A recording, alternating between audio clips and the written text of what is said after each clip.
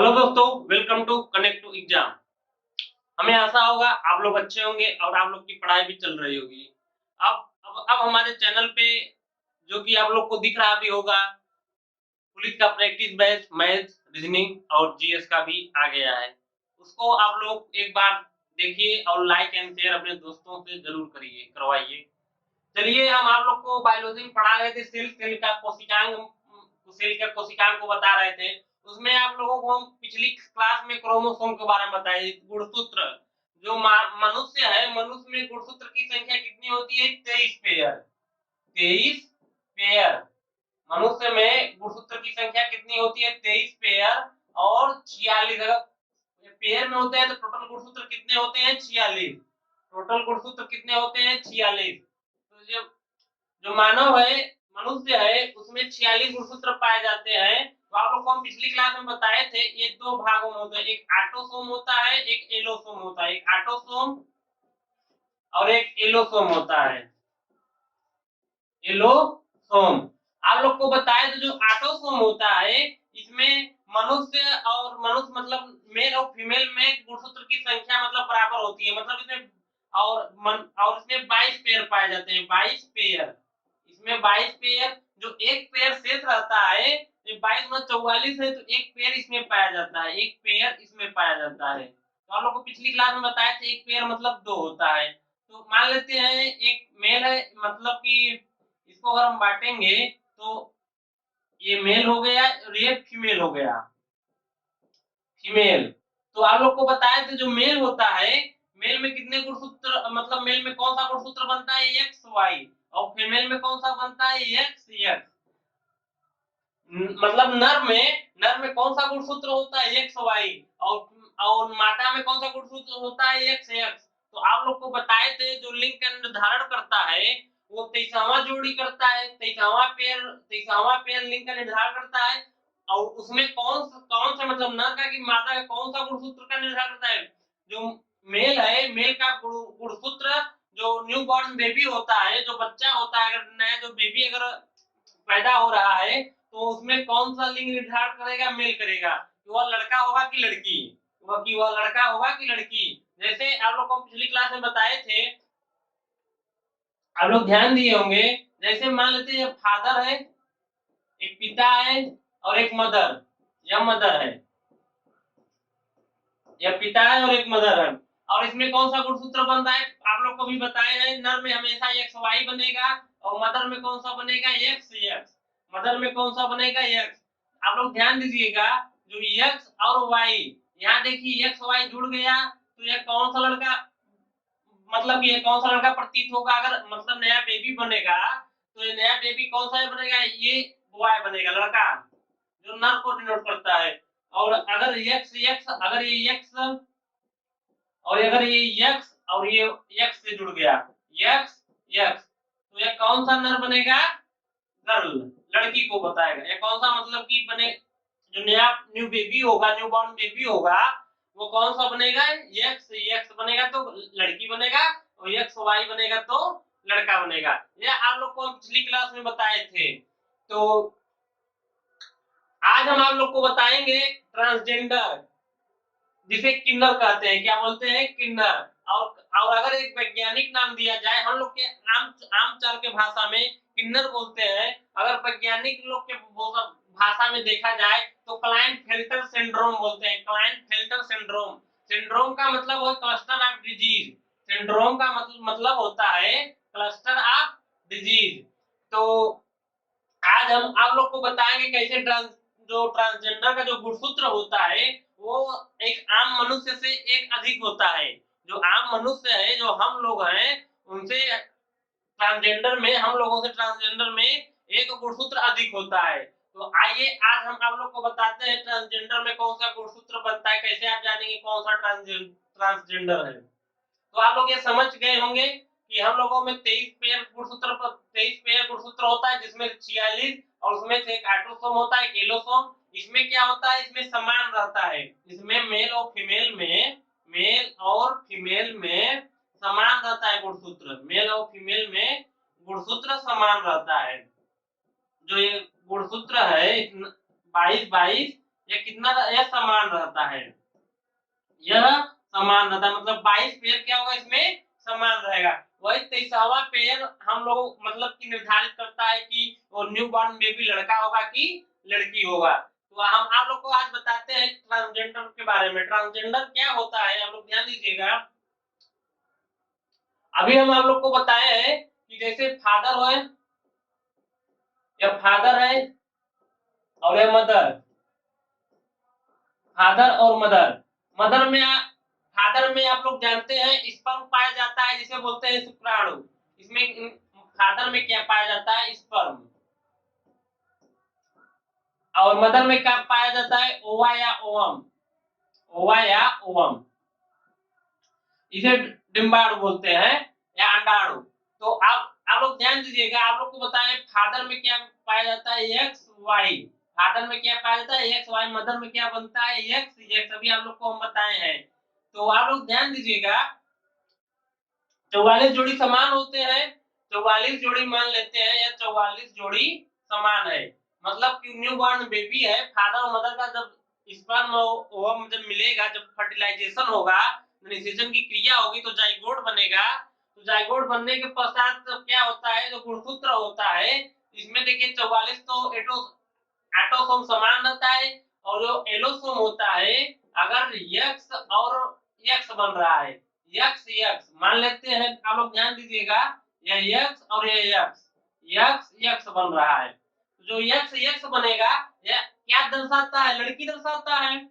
जो x x बन रहा है यह क्या दर्शाएगा, यह किसको दर्शा रहा है, गर्ल को दर्शा रहा है, यह गर्ल को दर्शा रहा है। आप लोग ध्यान दीजिएगा यह गर्ल को दर्शा रहा है। लेकिन क्या होता है कि ये जो वाई वाला गुणसूत्र होता है, जो फर्टिलाइजेशन की क्रिया होती है, वो जो म्यूटेशन मतलब उसमें क्या होता है, कभी-कभी सेल के म्यूटेशन मतलब कि सेल परिवर्तन हो जाता है, कुछ परिवर्तन हो जाता है, तो यहाँ वाला जो वाई है, वाई यहाँ आ जाता है। वाई जब यहाँ आ जाता है तो आप लोग ध्यान दीजिएगा, तो टोटल गुणसूत्र कितने हो गए, ये टोटल कितने हैं 46 गुणसूत्र। ये गुणसूत्र कितने हैं 46। जब ये +1 हो गया, वाई वाला आके जुड़ गया, जब निषेचन की क्रिया हुई तो उसमें वाई क्या हुआ, म्यूटेशन कुछ परिवर्तन हो गया और वाई आके एक जुड़ गया, तो यहाँ कितना गुणसूत्र बन गया 47। गुणसूत्रों की संख्या यहाँ कितनी बन गई 47। जब गुणसूत्र की संख्या 47 बन गई तो ये जो जो ये है 44 एक्स एक्स वाई, देखिए ये क्या बन रहा था, न्यू जो बेबी है न्यू बॉर्न बेबी बन रहा था लड़की, लेकिन जब वाई आके मिल गया इससे तो क्या बनेगा फीमेल ट्रांसजेंडर, फीमेल ट्रांसजेंडर।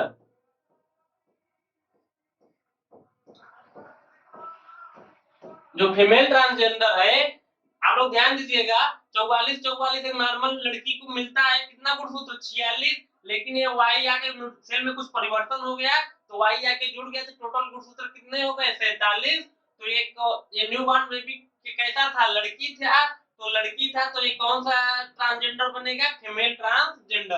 अब आप लोग ध्यान दीजिएगा, हम लोग को पिछली क्लास में बताए थे कि अगर मान लेते हैं ये 44 plus X Y, 44 plus X Y अगर जुड़ रहा है तो यह क्या बनता है, न्यू बॉर्न बेबी अगर 44 प्लस एक्स वाई बनता है, यह बनता है बॉय मतलब लड़का। अगर ये 44 प्लस एक्स वाई है तो क्या बनता है लड़का बनता है। लेकिन क्या होता है कि यह जो यक्स है सेल में कुछ परिवर्तन हो गया तो यक्स आके यहाँ हो जाता है जुड़ जाता है, यक्स आके जुड़ जाता है, तो टोटल गुणसूत्र की संख्या कितनी हो जाती है 47। टोटल गुणसूत्र की संख्या कितनी हो जाती है 47। जब यह 47 जुड़ जाता है तो यह कौन सा ट्रांसजेंडर बनेगा, बन रहा था लड़का तो ट्रांसजेंडर कौन सा बनेगा मेल ट्रांसजेंडर, क्योंकि यह बन रहा था लड़का, मेल ट्रांसजेंडर, ट्रांसजेंडर।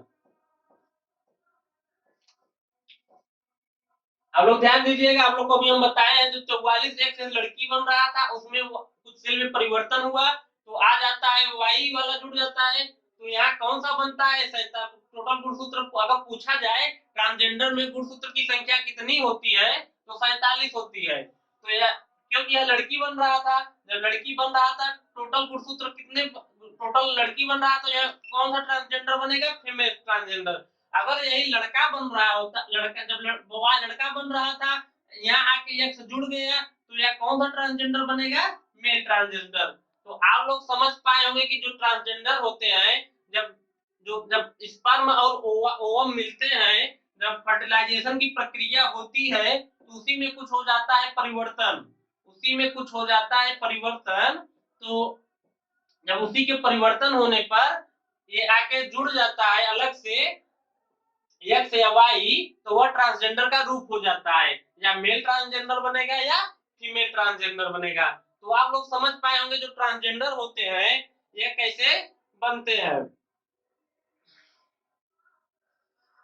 तो आप लोग समझ पाए होंगे जो लड़का बनता है, यहाँ ये देखिए, ये तो लड़का बन रहा था बॉय, ये क्या है बॉय,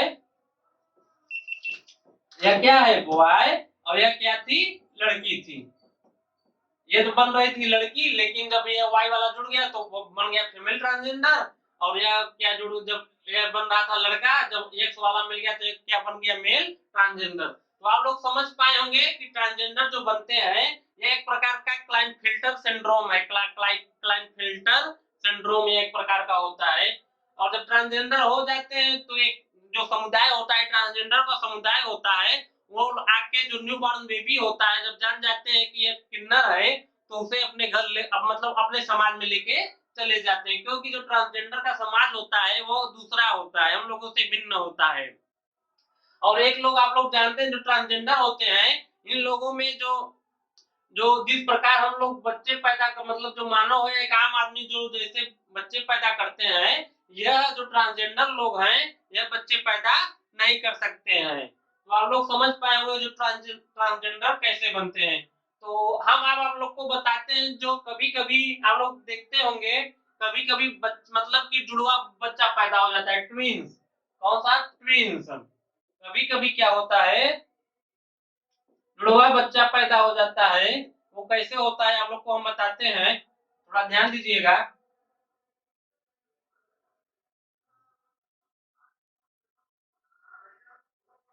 ट्रांसजेंडर वाला तो बता दिए हैं, अब आइए आप लोग को बताते हैं ट्विंस, जुड़वा बच्चा।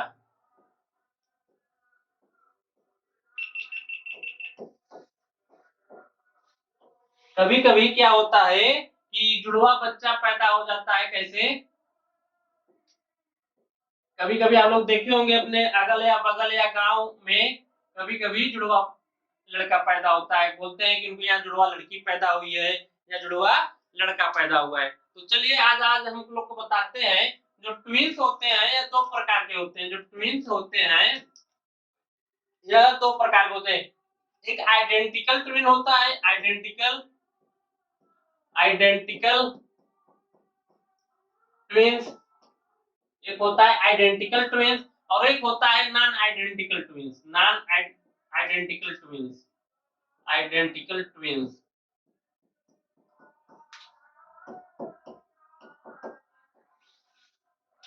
जो आइडेंटिकल ट्विंस होता है और जो नॉन आइडेंटिकल ट्विंस होता है, यह दोनों अलग अलग चीज है। तो आप लोग को हम बताते हैं कैसे होता है। जब आदमियों में क्या, मेल में क्या पाया जाता है? स्पर्म। जब एक स्पर्म मान लेते हैं या कोई स्पर्म है, और यह कोई क्या है, जो फीमेल है उसमें पाया जाता है ओवा या ओवम अंडाणु। जब यह एक एक स्पर्म, मतलब आप एक एक स्पर्म और एक ओवम, एक मान लेते हैं स्पर्म है और एक ओवा, जब एक स्पर्म और एक ओवम आके जुड़ जाता है, जब जुड़ता है तो ये क्या, एक स्पर्म क्या करता है, स्पर्म के अंदर फर्टिलाइजेशन की प्रक्रिया होती है। जब फर्टिलाइजेशन की प्रक्रिया होती है तो क्या बनता है, ये प्लेसेंटा का निर्माण होता है। जो प्लेसेंटा है, ये क्या है? प्लेसेंटा,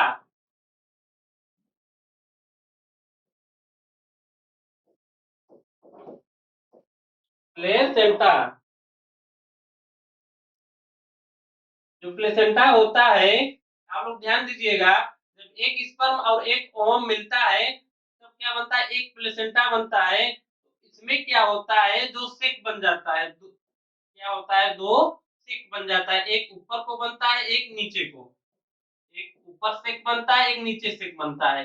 जब ये जो सेक बनता है तो यहाँ बीच में जो सेक बनता है तो दो सेक बन जाता है, तो यहाँ पे अलग अलग जो न्यू बॉर्न बेबी होता है ये अलग अलग यहाँ रूप धारण कर लेता है, एक ऊपर वाले में, एक नीचे वाले में। जब इस पर ओम मिलते हैं तो प्लेसेंटा का जो निर्माण होता है, जो इसमें क्या होता है कि दो सेक बनते हैं, एक ऊपर, एक ही मतलब प्लेसेंटा में दो सेक बन जाते हैं, एक ऊपर का बच्चा, एक नीचे बच्चा रहता है। तो जो ये बच्चा होता है,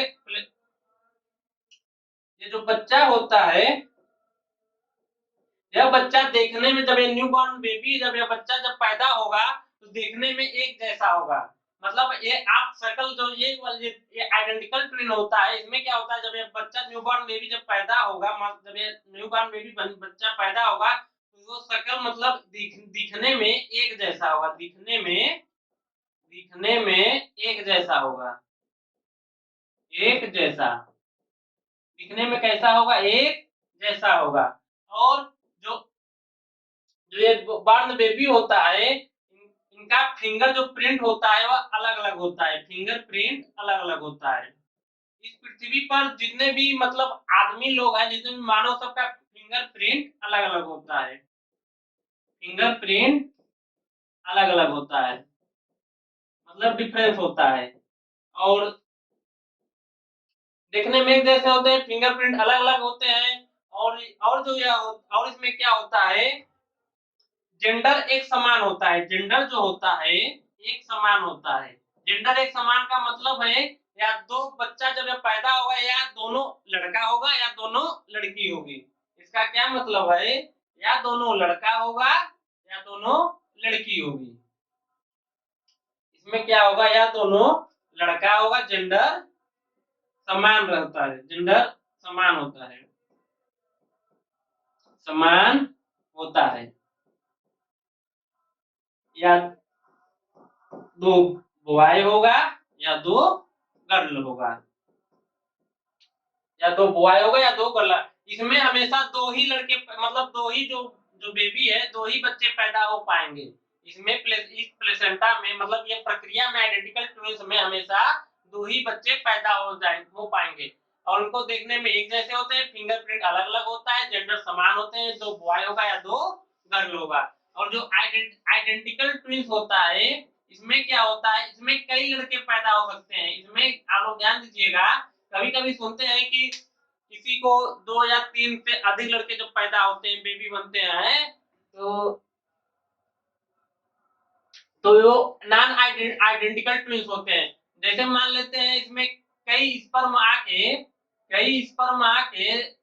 मान लेते हैं एक स्पर्म है, दो ये दूसरा है, और यह मान लेते हैं क्या है, ओवम है। ये आके इनसे मिल जाता है, या आके इनसे मिल जाता है।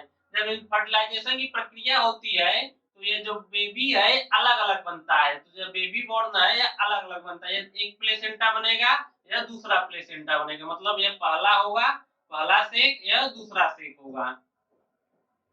तो इसमें क्या होता है, इसमें कई बच्चे पैदा हो सकते हैं। इसमें मतलब दो तीन चार पांच, मतलब कई हो सकते हैं नॉन आइडेंटिकल ट्विंस में। और यह देखने में एक जैसे नहीं होते हैं, दिखने में मतलब बच्चे जो होते हैं दिखने में एक जैसे नहीं होते हैं, एक जैसे नहीं होते हैं, एक जैसे नहीं होते हैं। जो बच्चे होते हैं देखने में एक जैसे नहीं होते हैं, और इनका जेंडर समान नहीं रहता। जैसे जो आइडेंटिकल ट्विंस होता है, इसमें या दो लड़का होगा या दो लड़की होगी, मतलब साथ में, मतलब एक लड़का या लड़का नहीं बनेगा। लेकिन जो नॉन आइडेंटिकल ट्विंस होता है, इसमें लड़का और लड़की मतलब कि समान नहीं होगा। इसमें जो है, इसमें एक लड़का, मतलब इनमें क्या होता है, जेंडर समान नहीं, मतलब जो बच्चा बेबी पैदा होगा उनका जेंडर समान नहीं रहता है, जेंडर समान नहीं रहता है, जेंडर समान नहीं रहता है, नहीं रहता है। इसमें क्या होता है, जेंडर समान नहीं रहता है। तो आप लोग समझ पाए होंगे कि जो ट्विंस जो बच्चे होते हैं, ट्विंस जो बच्चे होते हैं वो कैसे मतलब कि एक आइडेंटिकल होते हैं, एक नॉन आइडेंटिकल होते हैं। तो आप लोग समझ पाए होंगे कि इसमें क्या होता है, आप लोग को बताएं, इसमें दिखने में एक जैसे होंगे, इसमें दिखने में एक जैसे नहीं होंगे, इसमें जेंडर समान नहीं होता है। और इसमें फिंगरप्रिंट तो आप लोग जानते हैं अलग अलग होते हैं, फिंगरप्रिंट अलग अलग। इसमें 2 से अधिक बच्चे पैदा हो सकते हैं, 2 से अधिक बच्चे पैदा हो सकते हैं, 2 से अधिक बच्चे पैदा हो सकते हैं, हो सकते हैं। तो आप लोग समझ पाए होंगे कि जो ट्विंस बनते हैं, एक नॉन आइडेंटिकल होते हैं, एक आइडेंटिकल होते हैं, एक नॉन आइडेंटिकल। जब एक स्पर्म एक ओवम मिलता है तो एक प्लेसेंटा का निर्माण होता है, जो उसमें बच्चे बनते हैं। एक ही प्लेसेंटा से उन लोग को भोजन मिलता है, तो एक कोई या एक कमजोर हो सकता है या एक मजबूत हो सकता है। और जब बच्चा मतलब जब जब बेबी पैदा होगा तो दिखने में एक जैसा होगा, और फिंगरप्रिंट क्या होगा, अलग अलग होगा, जेंडर समान होता है, 2 लड़का या 2 लड़की ही होगी। और जो नॉन आइडेंटिकल ट्विंस होते हैं, इसमें दो स्पर्म आके दो जो दो स्पर्म आके दो जब अंडाणु को या आगे में ओवम को मिलते हैं तो अलग अलग प्लेसेंटा बनता है। तो जब इनसे बच्चे पैदा होते हैं दिखने में एक जैसे नहीं होते हैं, जेंडर समान नहीं होता है, और 2 से अधिक पैदा हो सकते हैं। इस प्रक्रिया में 2 से अधिक पैदा हो सकते हैं। तो आप लोग को समझ में आ गया होगा कि जो जुड़वा बच्चे होते हैं ये ऐसे मतलब होते हैं। और आप लोग को बता दिए जो ट्रांसजेंडर होते हैं, फीमेल ट्रांसजेंडर का गुणसूत्र का पूछा जाए 47 होता है, मेल ट्रांसजेंडर का गुणसूत्र भी 47 होता है। लोग को बता दिए हैं कि यह सब कैसे प्रक्रिया होता है। और ट्रांसजेंडर को क्लाइनफिल्टर सिंड्रोम बोलते हैं, जो कौन सा डिजीज होता है, एक प्रकार का क्लाइनफिल्टर सिंड्रोम होता है। तो यह सब प्रक्रिया एक जीन से होती है। आप लोग को हम पिछली क्लास में बताए थे कि जो जीन होता है, जो जीन, यह सब प्रक्रिया कैसे होती है, जीन से होती है। आप लोग को हम पिछली क्लास में बताए थे जीन से क्या है, जेनेटिक्स, आनुवंशिकी, जेनेटिक्स।